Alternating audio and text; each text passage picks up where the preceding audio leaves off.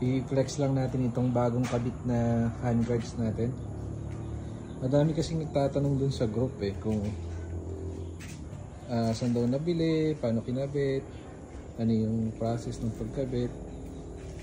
So ayan yung look nya. Minimal setup siya, parang sa XADV 750.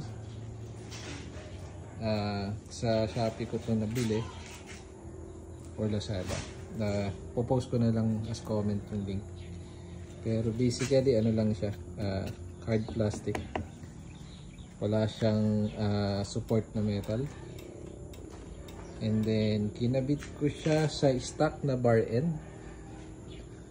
Ang nangyari lang, yung bolt dito pinalitan ko ng mas mahaba kasi yung stock na bolt niya is maikli haba siya dahil dito.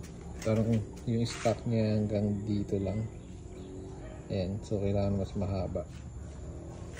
So kailangan din pala ng itong mga washers. Bali tatlo yan na pinagpatong-patong. Pero ideally kung may ganito kalaking washer tapos maliit yung gitna na kakasya to, mas maganda sana yun, isa lang.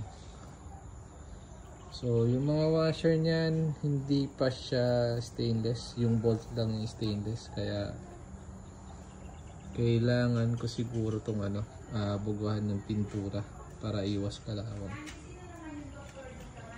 Ayan.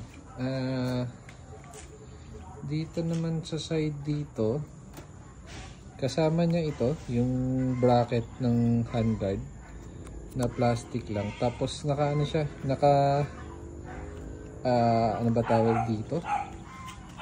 Parang nag-snap lang siya dito sa tornilyo sa taas at saka sa baba. Naka-snap lang siya doon. Hindi talaga siya nakatornilyo. Pwede mo siyang isama siguro dito, kaya lang papalit ka kasi nitong tornilyo ulit kung gusto mo. Mas mahaba. Right now naka-stop lang siya dyan. Hindi naman gumagalaw. Ayan. Steady naman siya. So ganun din dun sa kabila. Ayan. Naka-snap lang din siya dyan. So steady naman. Hindi gumagalaw. Importante lang yun dito. Nakaano siyang mabuti.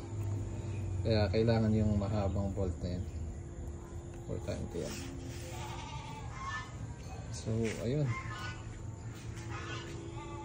Ayun na po.